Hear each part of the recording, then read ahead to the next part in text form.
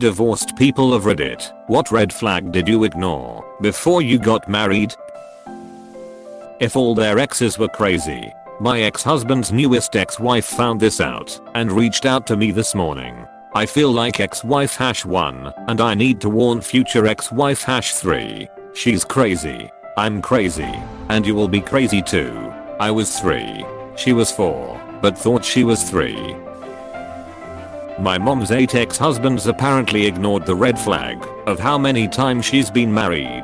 Poor chap number 9 ignored them too. How do you even find time to have 9 husbands? Exclamation mark. How long did they each last? Exclamation mark. The longest was 3.5 years. The shortest was a year. The average is about 2 years. She's somewhere around 42, 41. She wasn't mean. She was honest. It's amazing how these honest people never seem to find nice things to be honest about. I would never say this to her face. But she's a wonderful person and a gifted artist. Bad credit. I knew hers wasn't good, but I didn't realize how bad it was until after we got married. I mean right after, when we showed up with all of our shit in a moving truck and the apartment community manager wouldn't give us our key because she had a vehicle repo on her credit that she didn't mention. I had to call my parents from their office and have them wire the $sign to the bank and wait for confirmation before we could move in. Fuck her for not telling me and duck the apartment manager for not checking before we got there. She also lost her shit on the person behind the deli counter at the grocery store because her quarter pound of sliced turkey was 1 slice over. She asked for a quarter pound and she wanted a ducking quarter pound. We made it 50 weeks. She called me from her boyfriend's house while I was visiting her parents, had her 6-year-old with me, to tell me she had spent the night with him. I rented a truck, got my dad and some friends together, drove to our place, and emptied it to the bare walls. Fuck you, Teresa, you dried up old hag. Insisting on a wedding dress more than I could afford, refusing to understand it was too much for me. I'm of the opinion that the more money spent on a wedding, the shorter the marriage is going to be. Keep it simple and classy. Invite people who really care and will stand by you two and your marriage. Budget to save money for the life you will have together. Instead of splurging it all on one day, maybe DIY some stuff to save money. Oh, but have an open bar. Cause that's just what everyone wants at a wedding. I married my first wife extremely quickly. She wanted to get married. I didn't want to break up. The day of my wedding, my friends asked me how I was feeling, and my response was, well, I can always get divorced. Settle. Marry someone you really, truly love and can see spending your life wife that you'll still want to hang out with when you're both old and fat and infirm. Remarried, and it makes the world of difference when you're with the right person. You know it. If you don't know it, you probably aren't with the right person. Spending your life wife. That made me giggle. But besides that, I completely agree with you, and it's great that you are happier now. I enjoyed my time away from him more than time with him. I would get super depressed when I knew he was going to be home from work soon. I brushed it off as being antisocial or independent, but now I'm with someone who I'm still excited to see every single day after 7 years, and I'm still antisocial and independent. I used to get heartburn 15 minutes before she would walk through the door. Mine started about an hour before he got home. I get anxious then depressed. So glad that shit is over. Her family. I thought a rose had grown from shit. I was wrong. It was a shit garden that grew nothing else. I worry that my husband will leave me because of my mother. We live with her right now because we can't afford anything else. And she is a ducking nightmare. She really gets on his nerves. And I worry that I might become just like her. Even though I'm making a serious conscious effort not to. To those of you saying I need to talk to my husband about this, I have, multiple times. So it's not a communication issue, it's more paranoia. As long as he sees and knows you are making an effort to not become your mother, it should be okay. Gotta communicate that. Answering for my mom. She was married for 20+ years. She tried everything. Books, therapy, attempting to be the perfect wife, She had dinner ready after work, even though he got out at 3 and she got out at 5. She cleaned the house and he played video games. He was abusive to her and I, even the dog. But once I moved out he took out everything on her. He couldn't divvy his anger up anymore. She started spending more and more weekends at my house. The just before Christmas she left. My dad said she did a horrible thing to him by leaving, and that I was betraying him by staying neutral. He can get bent. I haven't talked to him in 3 years. Good on you for sticking up for your mom. Shaking / drops of sweat rolling off me everywhere, even my legs. Right before the I do. Also telling. When the officiant had us say vows and fidelity, comma. He repeated, infidelity. Turns out he was cheating the whole time lol. My life is better now. And I'm just picturing this asshole slipping that into his vows and thinking aha. Now that I have found that loophole everything I have done is morally right. Apostrophe. I'm glad your life is better now. Lol. Thank you. My gut feeling that I was marrying the wrong person. As I was walking down the aisle. Did you wind up getting divorced right after the wedding? Waiting a while? Or just completely cancelling the wedding after that walk down the aisle? We were married for 20 years. Not divorced myself. But as a lawyer I have been a bystander for a few marriage implosions. One thing I know for sure, if you can't sit down at the kitchen table and honestly go over the household finances together, you cannot remain married to each other. Not saying you have to actually do it, but you must be able to. People who can't be open and honest with each other about money aren't going to make it as a married couple. I was on bed rest while pregnant with our son. Due to preterm labor, 5 months. I was told no sex as that could start the labor again. Even though we were living together and engaged, and the child was his. He decided that, since I was not putting out, under doctor orders, that it was not considered cheating to go have sex with a 19-year-old. We were married 15 years and he never would agree that he cheated. It was my fault for withholding. I had a LEAP procedure when I was 22 and was told not to have sex for 6 weeks. My live-in boyfriend at the time took mushrooms the day of the procedure. I was not put under. Didn't need a ride, but also didn't know he was going to. So I come home. I'm under a lot of duress from the procedure plus panic disorder, and I had asked him to do one thing, mow the lawn. It had gotten to the point we got a warning. Instead he is on mushrooms throwing raw meat all over the yard. Okay. So I mow the lawn myself. Go to the bathroom. I tore the wound open. Wasn't supposed to do labor to that extent I suppose, and had to go to the ER for them to stop the bleeding. His friend drives me and dumps me off at the entrance. He doesn't pick me up so my mom's best friend does. I come home. He's horny. He wants to have sex. I tell him I can't because of the procedure and he says well you have a mouth. Don't you? Apostrophe. I say duck that. The next day he goes to class. 6 hours later her comes home, and I say what took you so long? He says what do you think I was doing? Ducking a classmate? Question mark. Traffic was bad. Find out a week later, he was ducking a classmate. E. It was my fault for not having sex. X. I got a ticket for the lawn not being entirely mowed. D. Worst week of my life. E. Wow I'm sorry for you. I had a LEAP 5 months after my son was born and was told, due to that and my preterm labor, that I would never carry another child to term. My son is turning 21 this year, and I have a daughter about to turn 6, so they were wrong. Close bracket. As far as the you have a mouth comment, my ex said that to me as well, both while I was on bed rest and after my LEAP. He also tried to get me to sneak into the hospital bathroom with him hours after our son was born. And again years later, when I was in for pneumonia. He was your typical scumbag. I think we might have married the same guy. He told me, you saved me from being gay. Apostrophe. I assume you actually didn't. Probably not. We were best friends with little bedroom chemistry. Been here. It's awful. It's been over a year now, and I'm still confused. Edit to clarify, I left him a year ago. We were married for 5 years and honestly the bedroom problems started before the wedding. I was convinced we loved each other so much we would eventually figure it out. It never got figured out.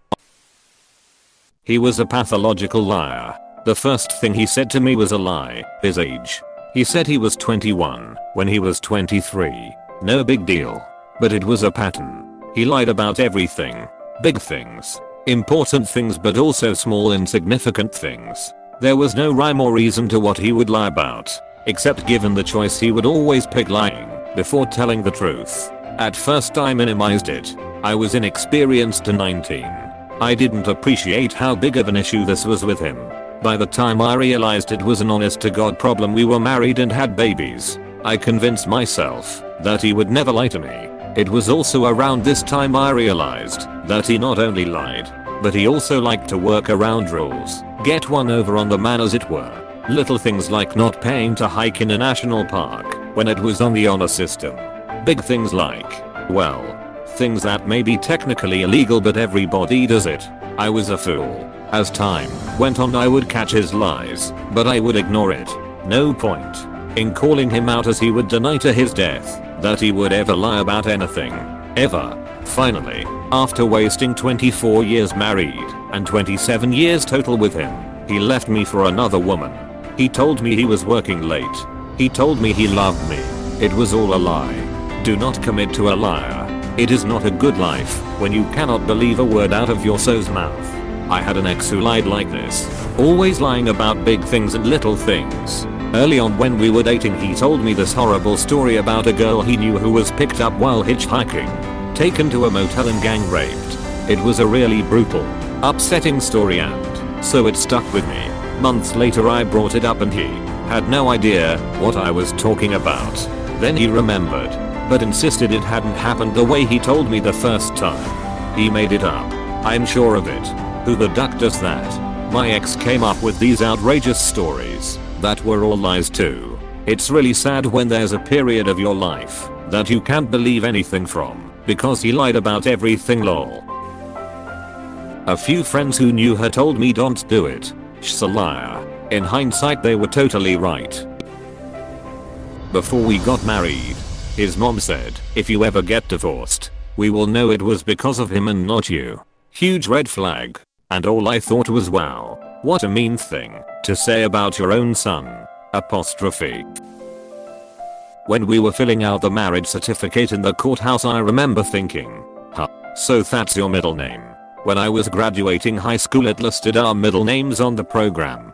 For my girlfriend at the time it listed something entirely different than what I knew her middle name to be. She was in the row behind me, so I turned around and said, hey babe, look, they got your middle name wrong. Both her and her best friend started dying. Apparently she had lied to me about her middle name cause she was embarrassed about it. That's adorable, especially compared to the rest of this thread. I was beginning to come home, and I'd be alone. I'd wake up, and I'd be alone. I'd have a few days off in a row, and she was always out with her friends. The majority of her friends were men. I'd think nothing of it, because my wife can have friends that aren't mine, and I trust her around men. I don't want to be a controlling husband. She'd always be angry with me about anything. She'd yell all the time. She always talked bad about her own family behind their backs. They were very nice to me. She'd always compare our relationship to her sister's and her husband's. Very jealous. Sex tapered off into non-existence. That sounds exactly like the 2-year relationship I just ended a week ago. Sounds like a 2-year relationship I'm about to end. Together for almost 10 years. Married for just over 1. From the outside we were the textbook high school sweethearts. But no one sees behind closed doors. When we got married, he changed. Suddenly he could demand anything of me because I was his wife. Like an object. Something to be owned. Any problems we had, and I tried to fix, were met with, well, you married me like this, with no effort to change. It took a death of someone very close to me for me to open my eyes and see our relationship for what it was. I asked for space. He went crazy. Locked me in the house for hours. Got physical with me. Faked a suicide attempt. I had completely mentally checked out by this point, and just wanted him to leave me alone. It took for him to be arrested for assault twice and a restraining order for him to get the message and to finally leave me in peace. Suddenly I wasn't controlled anymore. Never settle for someone so selfish and unwilling to work with you. My wife cheated on every single long-term partner she ever had. She cheated on her first boyfriend with his brother. And looking back now, she would talk about it almost as if she was proud of it. As if she thought they deserved it. And every guy she ever dated, according to her, was abusive. Plot twist, she cheated on me as well. And when her family found out, she accused me of being abusive. There were several red flags. I just thought she had grown up. Edit. Oh. She is also a pathological liar. From the start. At first lying about things that were not important and that I wouldn't understand why she didn't just tell the truth. Then she started lying about pretty much everything in existence. Almost as if she lived in a private world where her lies were true. Every guy she ever dated, according to her, was abusive. You don't realize this is a real flag until you get abused by one of those people who survived so many horrible relationships. You made them horrible. Narcissistic twat. Same goes for business relationships. Oddly, new client complains about poor communication of previous employees. Well, guess who's bad at communicating? Felt like I was going to vomit every time I thought about the wedding. Didn't care anything about planning it. Let my friends pick everything, including my dress. Sobbed at my bachelorette party. Tried to run away bride at day of wedding. I was 21 and felt trapped. Shoulderless to my dad. My wife and I are not divorced, but my best friend got divorced this year. They divorced over not wanting and wanting to have a child. Talk about this stuff before you get married. If you do not agree on it, then end the relationship early. Don't think that you can change her or him. My first wife and I both had sexual trauma in our pasts. She was raped at 15 and got pregnant from it. I was abused by my father and another father figure in my preteen years. We waltzed along the whole dating process and engagement without considering those issues at all.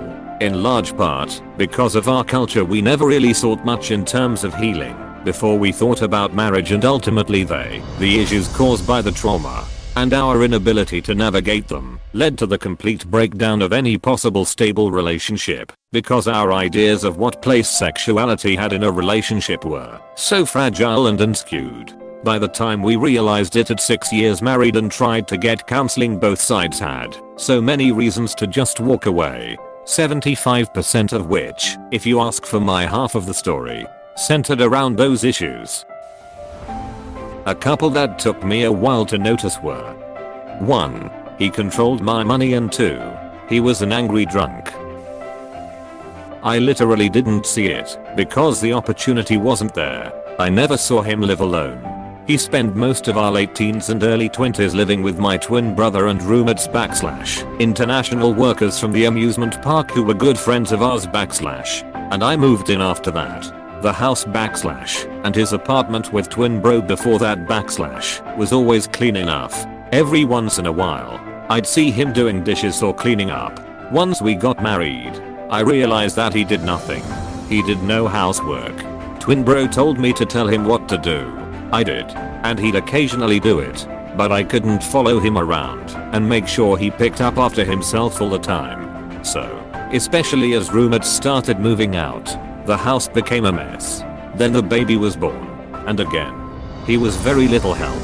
He would play with the kid and occasionally change a diaper, but all the extra dishes, laundry, shopping, / with baby in tow, of course, and cleaning were my responsibility, along with all the feedings. Soon, to his detriment, I realized I could do this on my own, and it would actually be less work.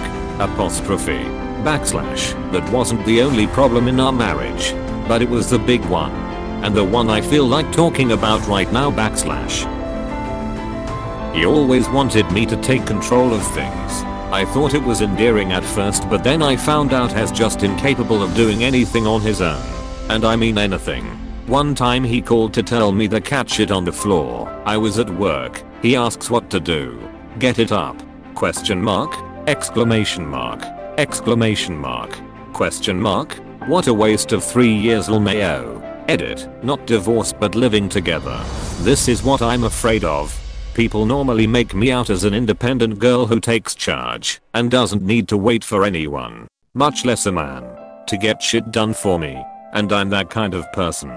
To a degree. However, I notice that I keep attracting guys who keep expecting me to do shit for them. The latest is someone who refuses to get his car fixed so he can keep leeching rides and meals off me. The last straw was when his passport expired and his bank account got barred. We were due to go on a trip with some other buddies. He immediately declared that he was dropping out of the trip, and this is after all the necessary reservations had been made too. I was the one who had to drive him to the next town over to get that shit sorted out. On top of that, during the whole trip our buddies and I had to check whether he'd gotten his daily quota of food and caffeine, or else he would be resentful at us for the rest of the day. It's been 5 months since we started hanging out, and it's already getting exhausting. And nothing has even happened yet. Good thing there's still time to get the duck out. Lies about small seemingly insignificant things, but often. If they can lie about something small, but often, they definitely can lie when it's something big. Small example, meet my ex-wife's friend and she introduced her as her sister. No problem with this, except when her sister needs to borrow money and whatnot. Didn't even find out she wasn't her sister until years into the marriage. So, before today I never heard of a potato. I still don't know what a potato is, other than some kind of food. I don't know what to tell you. Apostrophe. That Reddit meme is still one of my very favorite. I think mine was more than one. Single mom. 2 kids. One of her kids' baby daddy was her brother-in-law. The other one's dad was in prison for grand theft auto. She took him "gonna marry you someday" as a proposal. Faked a pregnancy to get me to propose. Cut herself every time she didn't get her way. Would constantly belittle me in front of her family. Didn't have friends. Opened a credit card in my name so she could eat pizza for lunch while I ate jalapeno flavored pickles because that's all that was in the house. I was violently ill the day of my wedding. Please click subscribe if you enjoyed this video.